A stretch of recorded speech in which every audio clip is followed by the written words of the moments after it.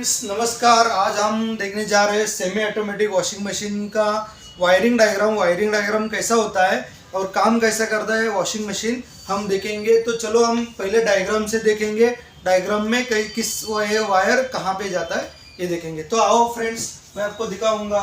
ये भी आपका डोर स्विच है और ये है आपका स्पिन टाइमर है, यह है आपका इलेक्ट्रिकल वॉश टाइमर है। तो फ्रेंड्स अभी ये है हमारा डोर स्विच है, वॉशिंग मशीन का जो डोर है वो डोर स्विच है।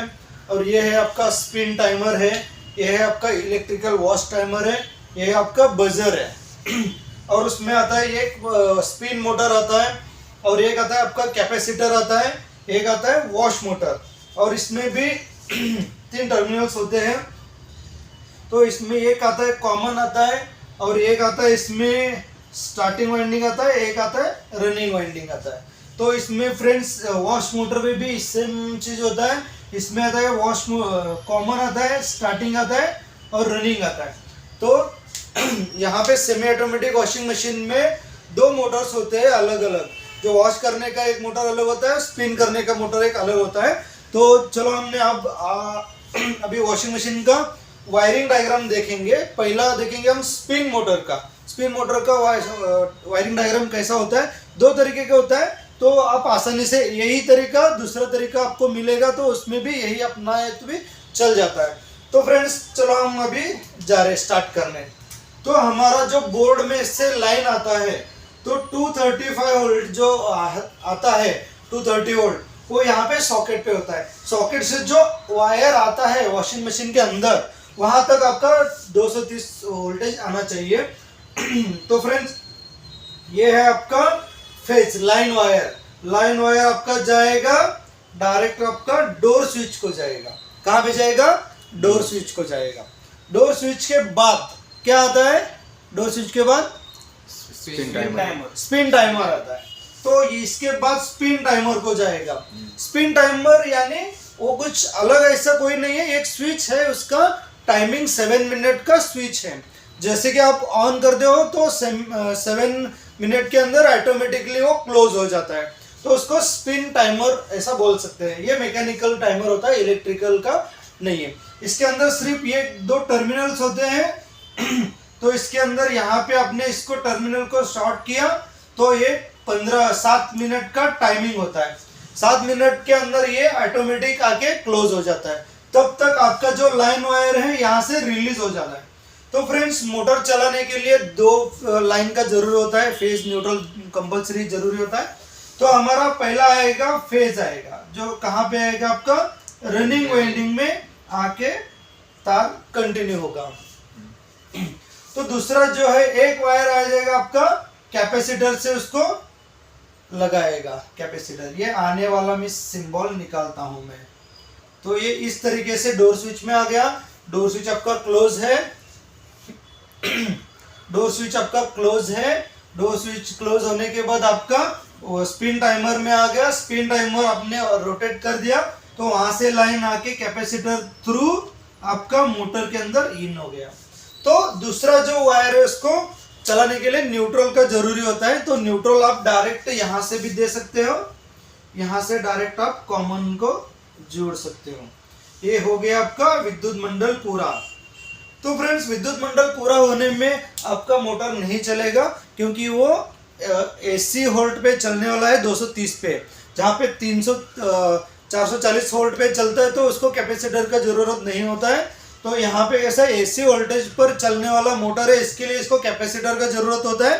तो उसके साथ साथ अभी मैंने एक कैपेसिटर से उसको रनिंग वाइंडिंग को सप्लाई दिया। तो स्टार्टिंग करने के लिए एक वायर का जरूरत होता है, तो वो वायर हम यहाँ से कलेक्ट करेंगे। तो स्टार्टिंग वायर आपका जाएगा डायरेक्ट एक आपका कैपेसिटर में। इस तरीके से सिर्फ सिंपल है, आपको कोई परेशानी नहीं आएगी। ये वीडियो आप 2 बार 3 बार रखोगे, 2 बार 3 बार देखोगे तो आपके 2 बार 3 बार देखोगे तो उसके ऊपर आपको ध्यान आ जाएगा, आप परफेक्ट हो जाएंगे। Repetition is perfection. तो फ्रेंड्स ये अभी हो गया आपका विद्युत मंडल पूरा। जब तक आपका डोर क्लोज नहीं है तब तक आपका मशीन नहीं चालू होगा। ये हो गया स्पिन मोटर का वायरिंग डायग्राम। जैसे ही सेम एज हम इलेक्ट्रिकल वॉश टाइमर और वॉश टब का वायरिंग डायग्राम देखने जा रहे हैं। तो फ्रेंड्स सेम एज हम अभी इलेक्ट्रिकल वॉश टाइमर और वॉश मोटर का स्टार्ट करेंगे वायरिंग डायग्राम। तो फ्रेंड अभी मुझे बता दो, यहाँ से फेज लिया तो भी चलेगा, यहाँ से लाइन लिए तो चलेगा? नहीं चलेगा। क्यों?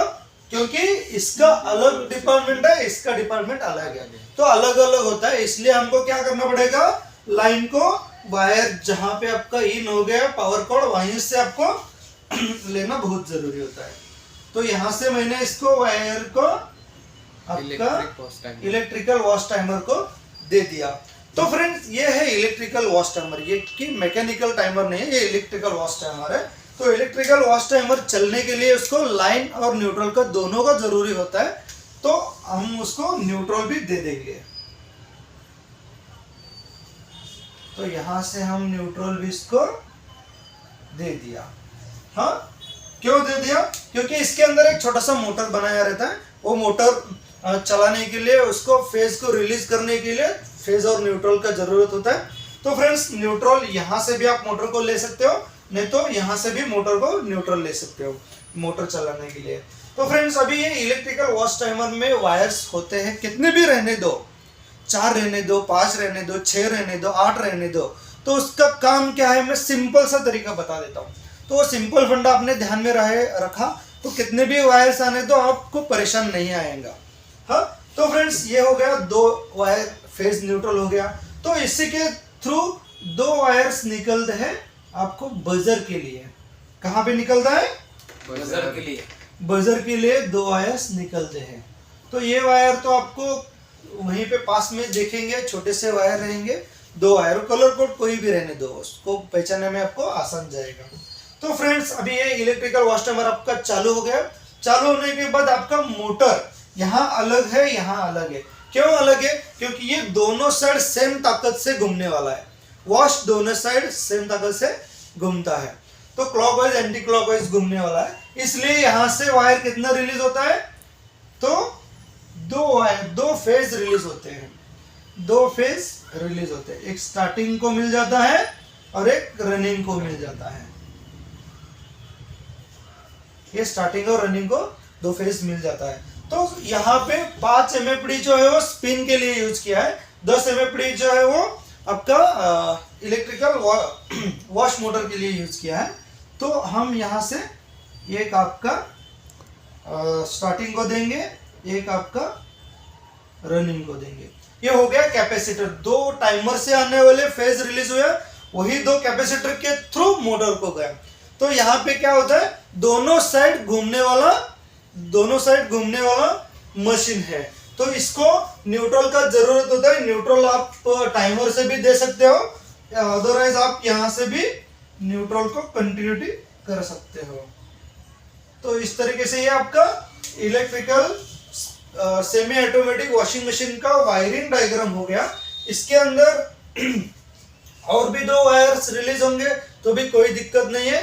यहाँ से आपको बजर के अलावा डोर, कई मशीन में आ रहा है अभी डोर का ओपन क्लोज करने के बाद, वो भी है, लेकिन उसका यहाँ पे कोई जरूरत नहीं है। तो ये है simple semi automatic washing machine का वायरिंग डायग्राम।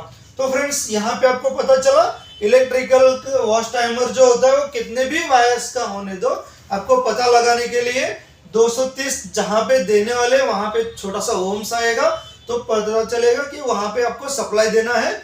और जहां पे जो रिलीज सप्लाई देने के बाद 30 सेकेंड एक वायर को सप्लाई आएगा, 30 सेकेंड एक वायर को सप्लाई आएगा। तो आपका जो मोटर है क्लॉकवाइज 1 टाइम फिरेगा, एंटी क्लॉकवाइज 1 टाइम फिरेगा।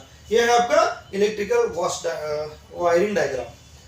तो चलो फ्रेंड्स, आपको मेरा ये वीडियो अच्छा लगा और आपको कुछ इससे सीखने को मिला तो लाइक करना ना भूले। लाइक किए तो मुझे पता चलेगा कि बाबा मेरा वीडियो आपके तक पहुंच रहा है, आपको अच्छा लग रहा है, तो मुझे भी और वीडियो बनाने में मज़ा आ जाएगा और आप सीखेंगे। चलो धन्यवाद, थैंक यू।